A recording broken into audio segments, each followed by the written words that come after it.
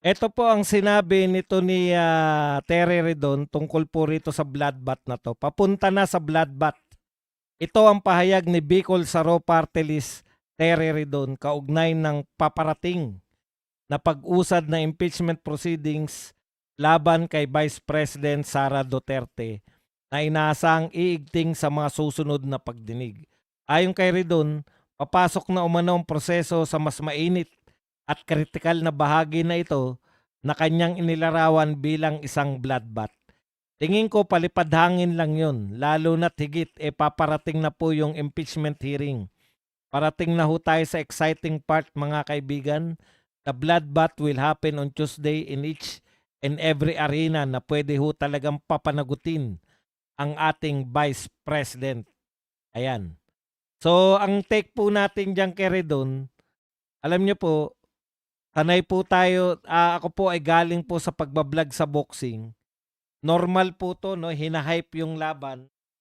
Pero hindi po lahat ng mga na-hype na laban sa boxing. Marami rin po kayong frustration. Minsan mas maganda pa po yung pagpapahype. Matindi pa po yung excitement na kinecreate kaysa po sa tunay na action sa itaas ng ring ng boxing. Ako po, ganun po ang nakikita ko rito, no? Hinahype po nila. Ang dami po nag-hype dito na ito na yung bloodbath.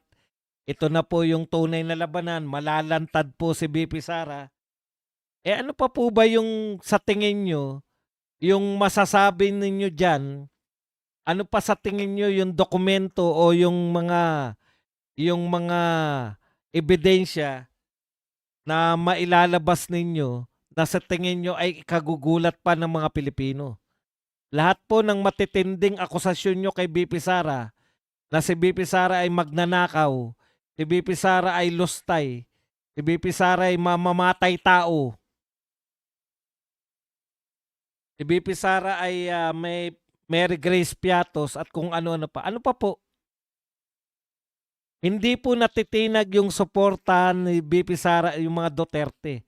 Kung ang purpose po ninyo ng ginagawa ninyo ay para po matalo si BP Sara sa 2028, hanggang ngayon po number 1 po si BP Sara. Yung sa palagay ninyong makikinabang niyan, tignan nyo po si Risa Ontiveros. Dating 0.8. Oh, sa mga ginawa niyang pagtatabas ng kung ano-anong mga damo-damo.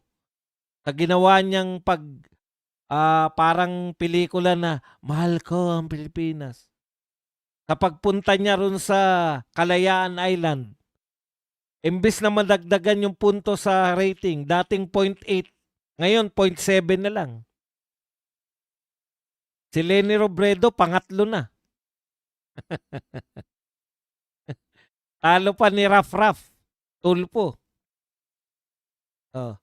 Para saan po yung ginagawa ninyong paninira kay BP Sara kung yung inyong intended beneficiaries wala rin pong pakinabang? Hindi rin po nasisiraan si BP Sara, hindi rin po umaangat yung mga tao ninyo.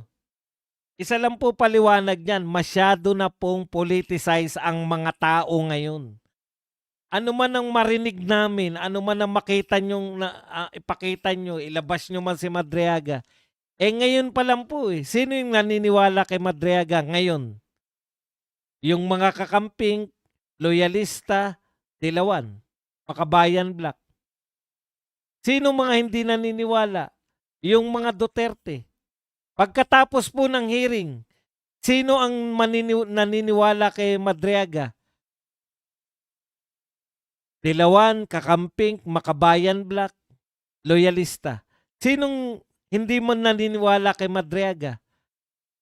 Mga Maka-Duterte.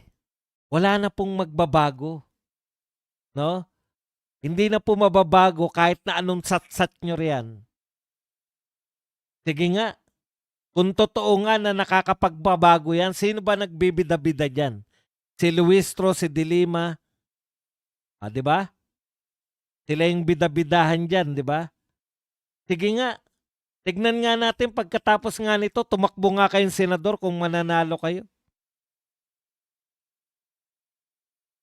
Walang epekto yung ginagawa ninyo dahil narinig na ng mga mamamayang Pilipino na yung mga ninakaw di umano ng mga magnanakaw, yung mga dinideliver sa mga taga-Malacanang, yung mga dinideliver sa dating speaker, yung mga dumaan kay Saldico na pera. Sinuli pa lang na pera, 600 million na. Mas malaki, soli lang yun ha. Ang pinaghinalaang nanakaw sa taong bayan, 800 billion. Ang naisoli, 600 million pa lang. Mas malaki na yung sinuli kaysa mga pinagbibintang nyo kay BP Sara. Hindi nga nyo maintindihan kung ano ibibintang nyo eh. Hindi nyo masabing ninakaw, hindi nyo sinabi. Ang sinasabi nyo lang, anomalya, anomalya. Wala na po kayong mapagbabago. Lahat po ng mga Pilipino, ano man ang mapag-usapan ninyo dyan, nagdurusa pa rin po yung mga Pilipino sa krisis. Lalo nga magagalit sa inyo eh. Ang taas ng ang taas ng presyo ng langis. Bumaba sa pandaigdigang merkado. Pero sa Pilipinas, pataas pa po. Tumataas pa po ang presyo ng langis sa Pilipinas. Pero ano iniintindi nyo? Usigin si BP Sara. Ano po ang inuuna ninyo? Pag-usig kay BP Sara, paninira kay BP Sara. Okay, bloodbath ba? Redon? Bakit bloodbath? Alam ko po sa bloodbath, pag sinabi pong bloodbath, papaliguan mo yung literal, di ba? Kung sa labanan yan, anuman labanan, pag sinabing bloodbath sa boxing, yun po literal na maliligo ng dugo yung kalaban mo. Bubugbugin mo. Pag sa wrestling naman yan, ganun, bali-balibo to. Pag sa MMA naman yan, pasusukuin mo. Magta-tap out yung kalaban mo. Sa political arena, yung kalaban mo dapat maliligo, papapahiya, durug-durug. Hindi nga kayo haharapin ng kalaban nyo, paano nyo masasabing bloodbath? Pwede pong bloodbath yan, maliligo kayo sa sarili nyong dugo dahil sa kahihiyan. Bakit po? Ihaharap ninyo ang kaisa-isa nyong testigo. Yung iba po, na testigong pinatawag ninyo, wala naman pong silbi yan eh. Halimbawa, pinatawag nyo NBI. Ano po sasabihin ng NBI chief?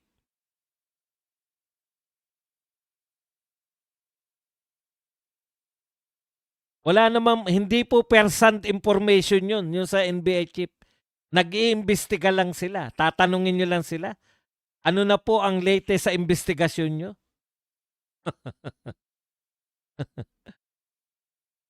Bakit nariyan si yung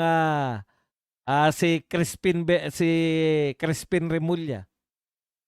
Bakit nyo inimbitahan? Para sabihin na totoo yung salin. Yan ay galing kay BP Sara. Para saan po yun? Wala. Ang tunay nyo lang testigo, si Madriaga.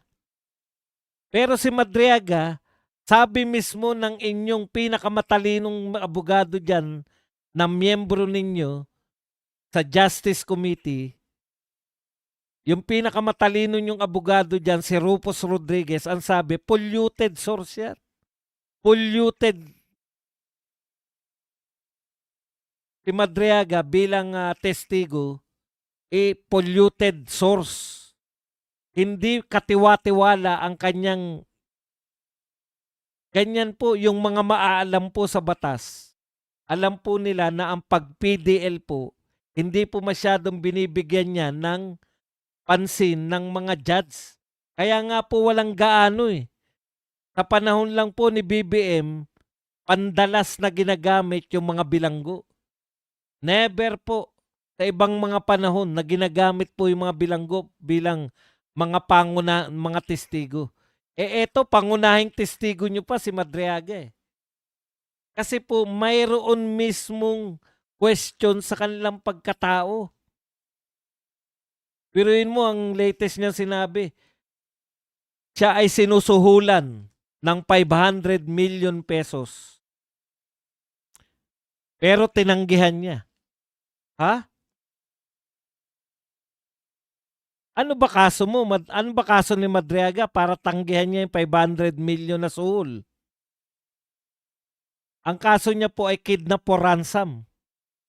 Ano ba nangyayari sa kidnap for ransom? Mangingidnap sila at ipaparansam nila para sa pera. Tapos sasabihin ninyo na tumanggi sa 500 million?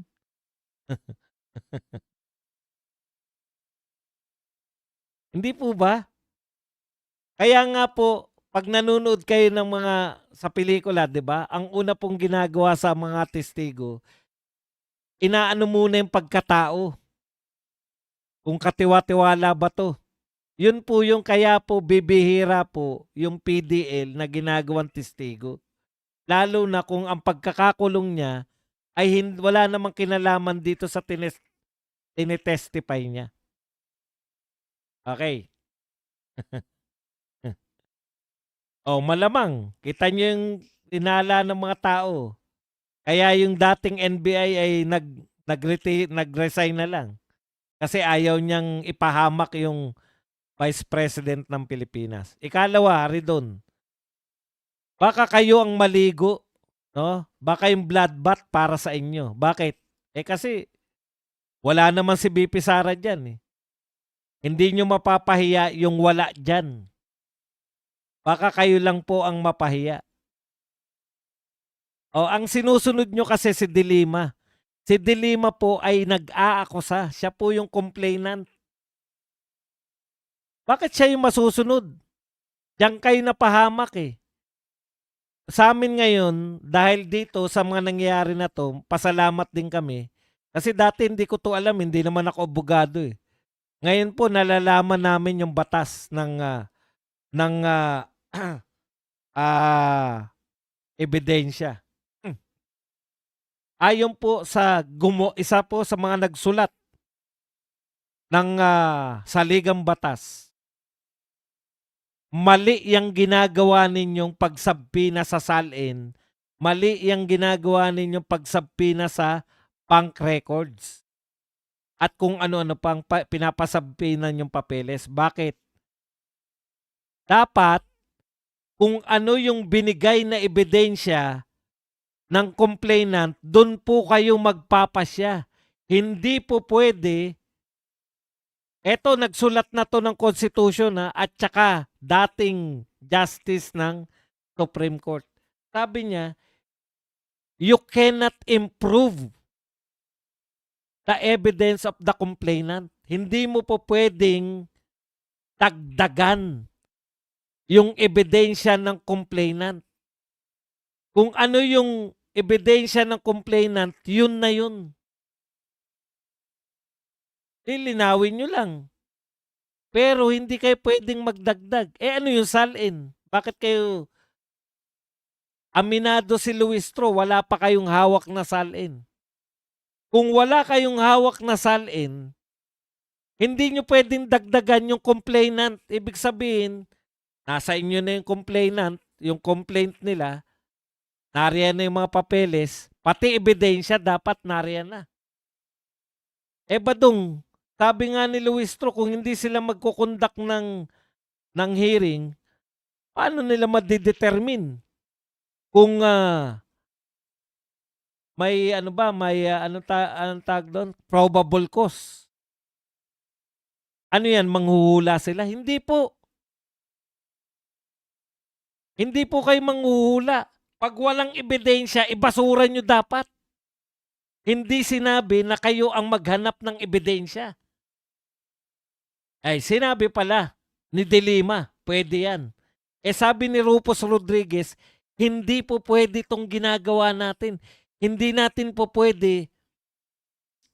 Si Rufus Rodriguez po una, hindi siya Duterte. Ikalawa, membro siya ng Justice Committee. Sa Martes, nariyan siya. Siya yung magtatanong kay Madriaga, sino sa tingin nyo mapapahiya? Nagdeklara na si Rodriguez na polluted source yan. Isasalang nyo. Alam po ng mga abogado po paano po yung isang tao palabasin kung nagsisinungaling o hindi. Eh by the looks of it, si Rufus Rodriguez po ay matalinong abogado. Meron din naman kayong kakamping abogado, si Laila de Lima. Hindi lang natin masabing matalino siyang abogado. Kasi matagal na panahon wala siyang trabaho, di ba?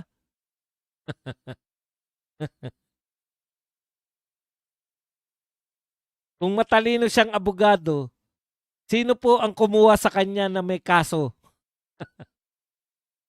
Tignan niyo po yung mga matatalinong abogado, si Topacio, lagi po yan, no? Ano mang kaso, nariyan si Topacio. Yung mga Fortune, ano mang kaso, nariyan si Fortune. Eh si de Lima.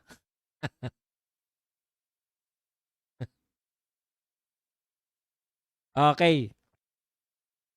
Bloodbath ba kamo? Pag tinuloy nyo yung pagsalang ng mga sabpinan yung papeles, yari kayo. Bakit? Pagdadagdag po yan ng ebidensya, bawal po yan. Kaya, pag tinuloy nyo po yan sa Martes, meron na naman pong isasampa sa inyong kaso. Petition na ipapabasura na po yan. Bakit ipapabasura? Kasi lumalabag kayo sa taligang batas. Ngayon po, ang petition ni BP Sara, pinapatigil. So pinapatigil yan dahil wala po sa batas na kayo ay mag-fishing expedition. O pag tinuloy nyo yung fishing expedition nyo, ipapabasura na ni BP Sara yan sa Supreme Court. Baka hindi po makaabot yan sa Senado. Bakit po kayo bakit nyo po dinadagdagan kasi yung ebidensya na ibinigay ng mga complainant? Ano po yung dahilan? Alam nila pagdating sa Senado, makakalusot sila dito sa mga congressman. Dahil alam nyo naman yung mga congressman. 'Di ba? Alam nyo na kung bakit makakalusot ang congressman. Sa congressman yan. Pero ang tanong po, makakalusot ba yan sa Senado? Hindi. Kung ang purpose naman ninyo ay siraan lang po si BP Sara para hindi manalo sa 2028, bakit hindi nag-i-improve yung rating ng inyong pambato na si Risa Ontiveros? Imbis na mag-improve si Risa Ontiveros, bumabagsak pa eh. Dati 0.8 na, ngayon 0.7 na lang. So wala ring pakinabang pala yung ginagawa niyong paninira kay BP Sara. Sa latest survey, siya pa rin po ang number 1. Eh kung yung second po ang pangunahin niyang kalaban, si Raf Tulfo, hindi po mananalo yan. Tandaan niyo po, polarized na masyado ngayon. Wala na kaming mahahatak at hindi po kami mangangarap na aralan. Let me educate you. Hindi po namin gagawin yan. Sa mga loyalista, sa mga dilawan, sa mga kakamping at sa makabayan black. Alam namin na kahit na anong gawin namin, hindi na babaliktad yung mga natira dyan. Natirang loyalista, natirang mga makabayan black, natirang mga dilawan at kakamping. Bakit kami magpapakahirap dyan? O ganun din po kayo. Wala na kayong makukuha sa mga Duterte supporters. Ano yan? Pag ba naglabas kayo ng ebidensya laban kay BP Sara, pag nagsalita ba si Madriaga? Eto po ang sasabihin ko sa inyo Sino ang naniniwala kay Madriaga ngayon? Bago magmartes, ngayong Sabado, ang naniniwala lang kay Madriaga, loyalista, dilawan, kakamping, at saka yung mga makabayan black. Sinong hindi naniniwala? Yung maka Duterte. Ngayon, pag dumating yung Martes, nagsalita si Madriaga, ano man ang sabihin niya, may maniniwala pa kay Madriaga? Meron pa po. Sino? Loyalista, dilawan, kakamping, makabayan black.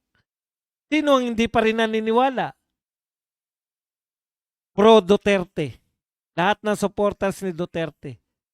Wala na pong talab yung mga pinaggagawa ninyo. Araw-araw nga naninira si Anticler eh. Wala siyang nahihita eh. Eh di hamak naman na mas sikat sa inyo si Anticler. Araw-araw sinisiraan ni Anticler ang mga Duterte. Araw-araw sinisisi sa problema ng Pilipinas.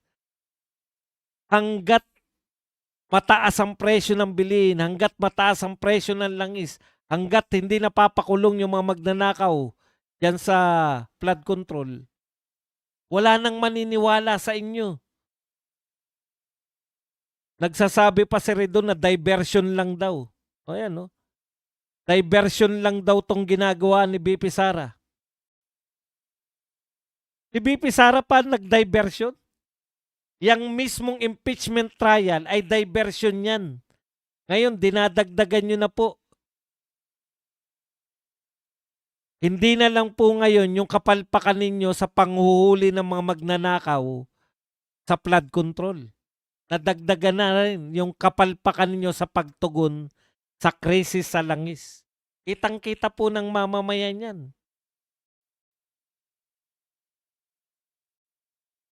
Nagtatanong po ang lahat, ano ang ginagawa ninyo?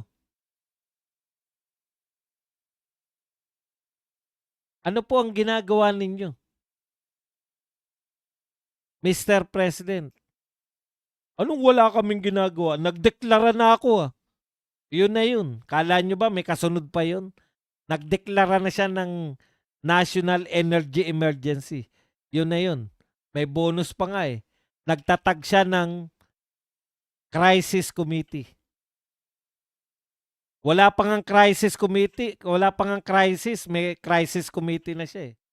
Imagine, nagsalita pa si Anticler na nauna pa yung Pangulo daw. Sa buong mundo, siya lang daw ang nagdeklara. Ang galing pala ng Pangulo natin.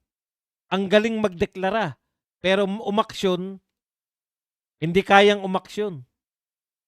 Yan ang problema natin mga kapatid. Kaya, yung sinasabi ninyo na bloodbath, kayo ang maliligo sa kahiyan. Meron ba namang bloodbath na wala kayong kalaban? Kayo lang mag-uutuan dyan? Isa pang ginawakan nila. Isa pang inimbitahan nila. Si POA. Ano sa tingin nyo isasagot ni POA? Paano yan pag sinagot ni POA na hindi ko po pwedeng sagutin yan dahil abogado po ako ni BP Sara?